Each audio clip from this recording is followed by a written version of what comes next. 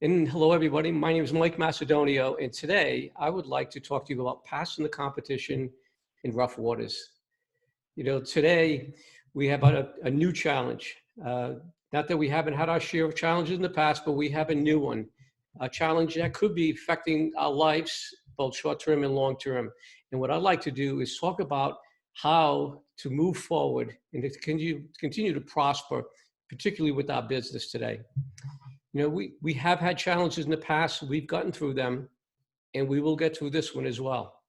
One of the things I want to be working on today is strategies and tactics that you can be applying today in this environment, unique environment of being confined to our homes, how we can still be out there, okay, marketing our business and doing things that are going to make an impact. And when I think about the challenges we've had in the past, particularly here in California with the fires and floods and power outages, I mean, every one of them, okay, creates concern for the business owner. And this one certainly is creating concern for me and everyone else. First and foremost, of course, is to stay healthy, stay safe. That is first and foremost, stay healthy, stay safe. Being confined to our home is the best way to doing that. Okay, so how do we get to behave when we're confined to our homes? I'm going to be showing some of those things for you today. And if there's something that I'm talking about and you're saying, I already do that, or I'm going to do that, either way, I'd like you to hit a reaction with a thumbs up, okay, or an applaud to give yourself recognition for doing that. As some of you know, a few years ago, I had gone out and offered consulting for business owners here in the Bay Area. And I basically had an intention that with time with them, we would find a business critical thing that they were going through, and I would help them with it or find resources that would help them with that business critical issue. Now, that was my intention, and what I got back was stuff I did not anticipate. I didn't anticipate how much I enjoyed it, which I thoroughly enjoyed these consultations. But one of the most important lessons that I learned after doing over 150 business intakes and consultations with local business owners is the behaviors that successful people were using and had that unsuccessful, struggling people did not. There was three that really jumped out. And as I continued to do them, I kept seeing it show up over and over and over again. And this may be worth writing down, because here's what those success traits that I saw. One, mastering the calendar. Successful people master their calendar. They proactively put things in the calendar. They're not reacting. Two was coming prepared. And I think a lot of that had to do because they mastered their calendar, they came prepared. In this case, they were coming to a meeting with me prepared. And the third one was they knew their numbers. These successful people knew their numbers, whether we were looking at their financials or their conversions. They knew specifically where they were and where they were going. Now, when I say successful, I'm not talking about somebody making a little bit more or a lot more. Many times, these people were making 5 to 10 times more than people in their same industry, in their same market. And I do credit those success principles of mastering their calendar, knowing their numbers, and coming prepared. And today, I'd like to talk about mastering the calendar. Many of us have had our calendars disrupted. When BNI canceled its conference for Denver, I freaked out. I looked at a calendar that had 5 days of white space that was supposed to be traveling, conference, one-to-ones, okay? And with a single swoop, it wiped out. Okay, many of us here today, because of being in our homes and not being able to travel and go to meetings, okay, now have a lot of space in our calendar. Then the key is, to navigate rough waters, maintain the boat, and keep paddling. Okay, so what we want to do is really to make sure that we're jumping into our calendar saying, what are the proactive things that I can be doing in my calendar that are going to help me in my business? What are the proactive things that I can do to make a difference? And some of those things I'm going to be talking about today. So I hope those do get into your calendar so that you do have a planned, rich calendar going forward. If someone knows that this is an opportunity for them, a big opportunity for them, I'm going to recommend you talk with Elaine Betts. I mean, her superpower is time management. Okay, so this is a very important part okay, of striving and thriving in challenging times. Some may also have a whole different set of challenges in their calendar. And that is they're confined to home and they have children and they're finding they have no time at all. Okay, these are times where we have to really get creative. I mean, it is so important that we allow ourselves the opportunity to continue to do the things that we need to do in our business, even with those challenges. And I'll give you an example. You know, years ago, I had a goal to do a cycling event, and my kids were young, and I was really busy, and I just didn't have time. I'm like, you know, it was a great goal, but I didn't know where I was going to get the time. So to get creative, what I did is I borrowed back time from my daily commute. Okay, I needed 3 hours, but I didn't have 3 hours. But what I was able to do is I was able to take my 45-minute commute, an hour and a half total, and took that and replaced it with a ride to work. Now, it wasn't convenient. There were things I had to plan on to make that happen, including make sure I had a shower facility. My clothes was going to be waiting for me at work. Okay, and again, it wasn't convenient. Sometimes that meant cycling home from work at midnight. Okay, midnight. So I had to make sure that I had lighting and I was prepared for it. But I will tell you, later on that year, when I did a cycling event, it was 700 miles in 7 days in the mountains of Washington and Oregon. You know, a life experience that I'll always stay with me. So we have to get a little creative in how can we do that within our current situation, maybe our next step. And the next thing is, this is a friend that came to me years ago, and she called me up and she said, Mike, I can use your help. My business is in terrible shape. And there was a recession, but that really wasn't the issue. The real issue was the way she was showing up. And the reason why was she had some very, very big setbacks. Two most important things in her life: her parents and her pet. And she lost them all that year. And obviously going through grieving, she was in a funk. And by being in that funk so long, it decimated her business. And she called me, she says, Mike, I can use your help. This is the situation. And you've always been able to motivate me, which made me kind of cringe because I hate that motivations from within. But I wanted to help her. And I said, I will. Let's talk about what's going on. And she explained everything. And as many of you know, when someone's in drama, you don't talk about the problems. Okay, that's just going to add energy to the problem. It's just going to make it worse. Okay, what we need to do is we need to talk about the vision. And she knew this, and which, you know, she knew what I was doing as well. And I was asking her, so where do we want to go? What do we want it to look like? And the more she got talking, the more she got talking, the more she got talking, the more it really started to come to life. Like I can remember specific things in her story. I was like, oh, I want a place on the ocean. And I go, what are you going to do there? She goes, I'm going to get my chair and I'm going to read a book. And I said, what else? She goes, I want to have friends over and entertain in my home again like I used to. And she started creating this vision about what she wanted. And of course, then we needed to set some goals in short term and long term. Well, when we were done, she'd been in the marketing industry most of her life. As a matter of fact, she was a trainer for me in a referral institute. And I said, so what do we need to do to achieve those revenues and achieve the business? And she's like, and she's thinking the marketing plan, you know, the whole comprehensive, all of the things we do in relationship marketing, traditional marketing. And I said, well, stop. I knew, without question, that this was going to be overwhelming. And I asked her, I said, can you just do one thing? Can we just start off with one thing and celebrate the success? And she says, what's that? I said, I'd like you to do how you doing phone calls. I simply want you to call the people that you love, the people that love you, your best customers, your best referral sources, and just reach out and ask them how they're doing. And I said, you know, would you mind telling me how many of those calls do you think we can do next week? And she told me 5. And that was a little bit, okay, we might have to step it up a little bit from that. I said, can we call 2 people a day? Like, if you were going to talk the top 2 people, who would they be? And she needs to tell me who they were. I said, that's it, just 2 a day, and start how you're doing phone calls. Now, I will tell you, many of you out there are thinking that we're beyond that.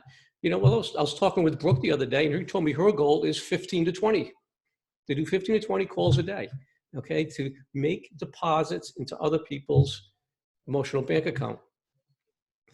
Now, Well, fast forward, it's 3 months later, and we're checking in and we're doing things. And she is so excited on this call. I'm like, what's going on? She goes, I got to tell you, I'm doing these how you doing phone calls, and I'm doing more and more. And people are like so happy to hear from me. And they tell me, oh my God, because I needed to place an order. I got a conference coming up. Can you help me? And all of a sudden, all this business started coming to me, and all people are reaching out and people want to help. And she goes, this has been incredible. When you think about it, really the only marketing strategy we were using for the first 90 days was how you doing phone calls.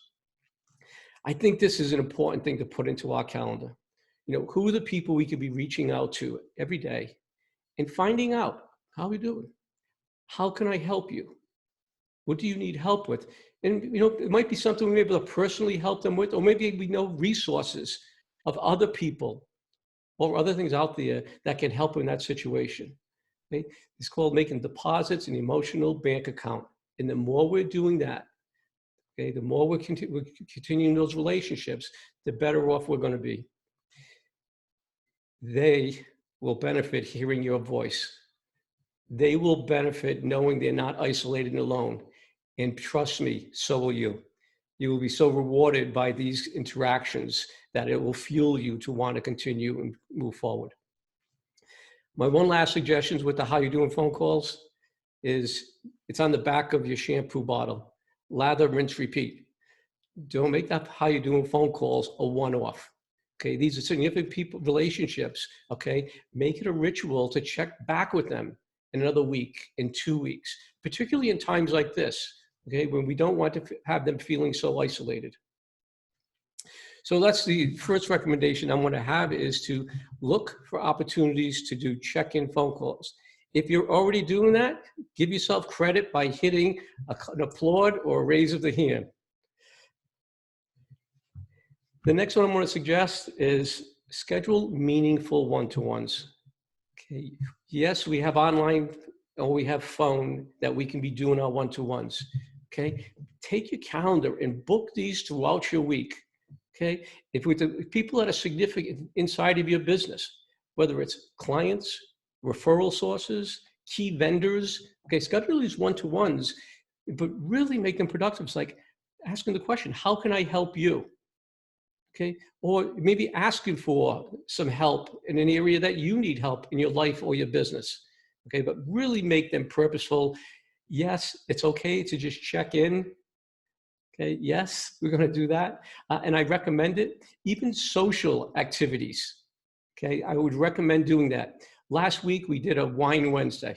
You know, a group of people online, just like this, sipping wine, telling stories. It was a great time. And one of the biggest pieces of feedback we got afterwards is like, I so needed this right now. I really needed to connect with people and have this opportunity to have a Wine Wednesday. So one-to-ones and keep in contact. Next, this is to me is a no-brainer. Online meetings. Okay, most in B&I, of course, that's an online meeting opportunity. Okay, attending them, showing up prepared. Okay, prepared in every way. Prepared with your Zoom dialed in, your Zoom account that is dialed in. Prepared with referrals, one-to-ones, testimonials, all of the things we want to do in a great B&I meeting. I'm also going to suggest and do more. Okay, look for other networking opportunities that you could be attending on. It's a great time to visit other B&I chapters, for example. Are there other platforms where people are getting together online that you can participate in that's going to be productive, that's going to be a positive thing for your life? The thing I don't mention a lot when I talk about those success habits of the 150 business owners that I spoke with, one of the other success principles is they were well networked. They were well networked.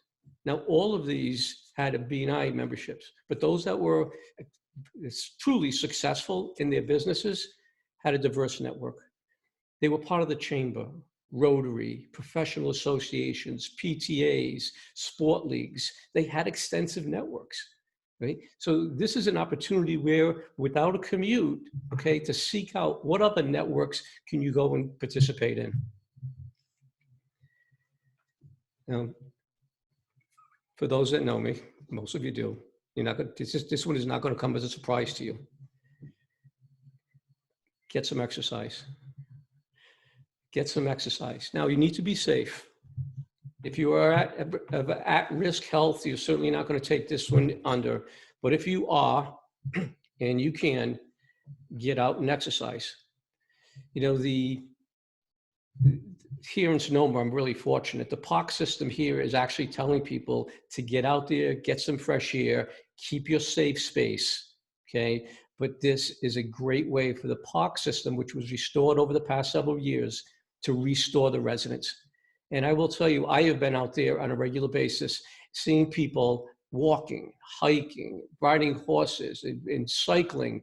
And again, at a safe way. You know, people are not in groups, they're all in a safe thing, but we know the physical effects of working out, okay? It can enhance your immune system. There's a lot of things.